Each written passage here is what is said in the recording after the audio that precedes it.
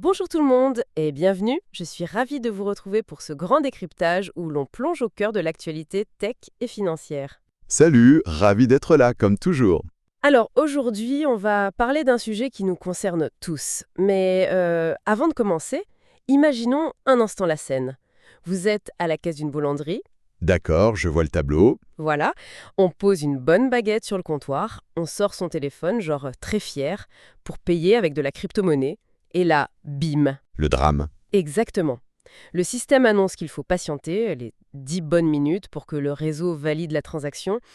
Et en plus, il vous facture l'équivalent de 5 euros de frais informatiques. Ah bah c'est sûr que la baguette à 1 euro, elle revient très cher d'un coup. Mais oui, c'est une équation totalement absurde. Le pain sera complètement rassis avant même d'être payé.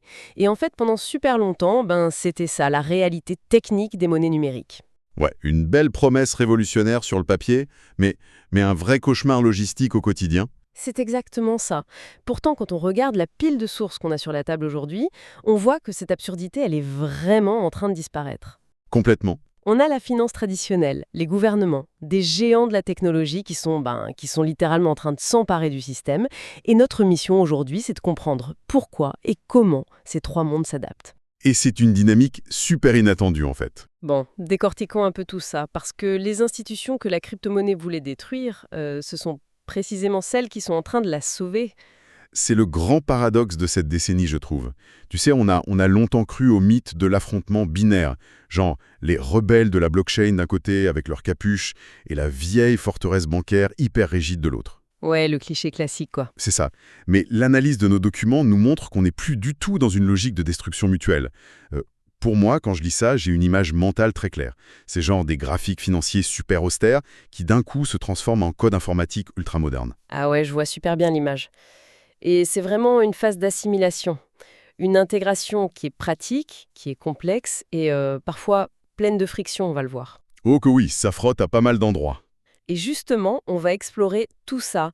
Et petite précision importante avant d'aller plus loin, pour ceux qui nous écoutent, dans nos sources d'aujourd'hui, on aborde des débats politiques, notamment sur la législation au Canada. Oui, un sujet assez chaud d'ailleurs. Très chaud.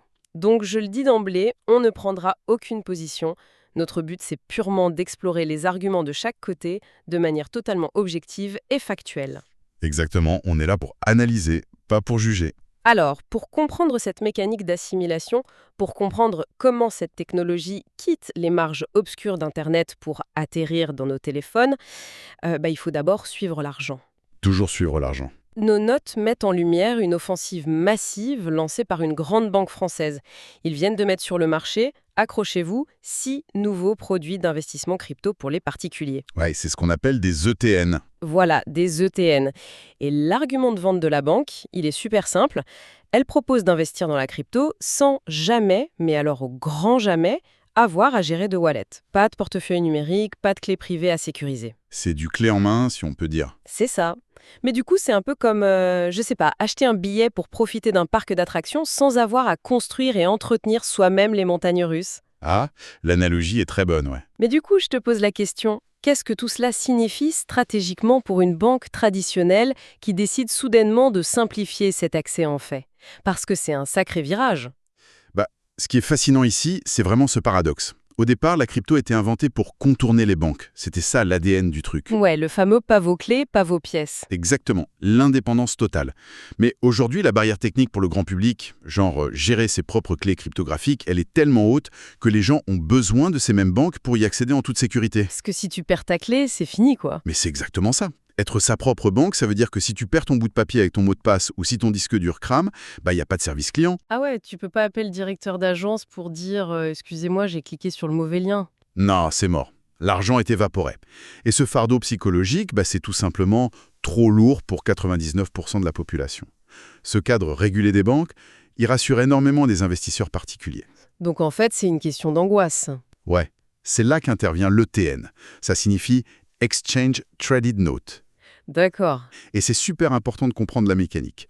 Quand tu achètes ça via ta banque, tu n'achètes pas physiquement du Bitcoin. Tu achètes un titre de créance, un bout de papier virtuel émis par la banque, dont la valeur est calquée sur le cours de la crypto. Attends, plongeons dans le moteur une seconde là.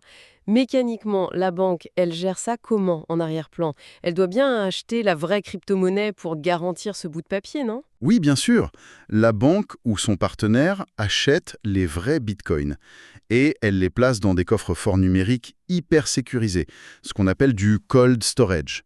Donc des serveurs déconnectés d'Internet. C'est ça, souvent géré par des boîtes qui font de la sécurité militaire. Et toi, en tant que client, tu vois juste une ligne sur ton appli bancaire, comme si tu avais acheté une action Total ou Apple. D'accord.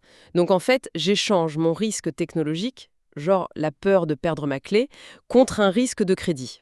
La peur que la banque fasse faillite. Exactement. La banque agit comme un bouclier. Elle absorbe toute la complexité. Et d'un point de vue stratégique, c'est un coup de génie.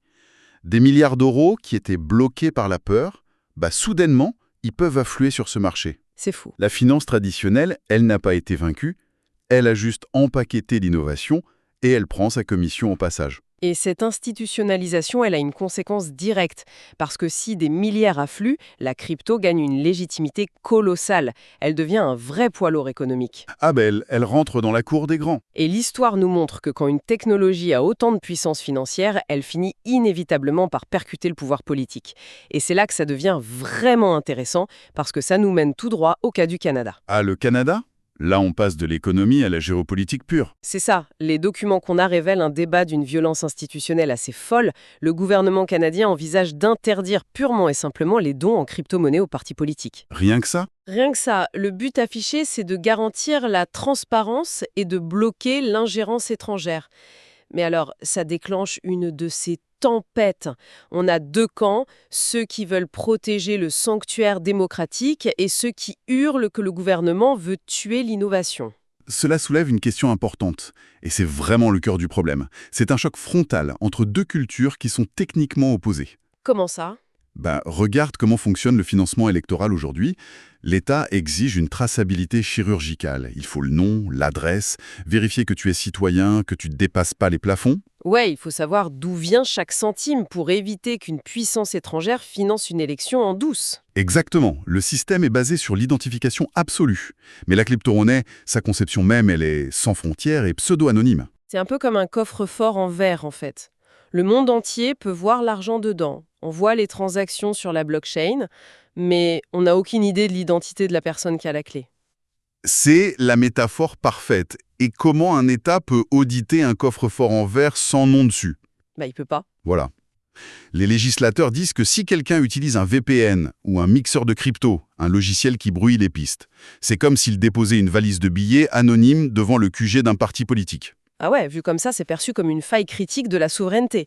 Mais du coup, l'autre camp, l'industrie crypto, comment ils justifient leur colère? Parce qu'ils voient bien le problème des valises de billets virtuels, non?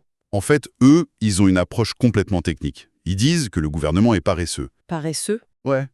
Parce que la blockchain est indélébile. Contrairement à l'argent liquide, chaque fraction de centime laisse une trace publique et éternelle. Ils rappellent qu'il existe des outils d'analyse de chaîne super pointus. Donc des entreprises qui sont capables de pister les fonds malveillants, même si c'est brouillé chiffronné? C'est ça. En croisant des milliers de données, on peut retrouver des acteurs malveillants.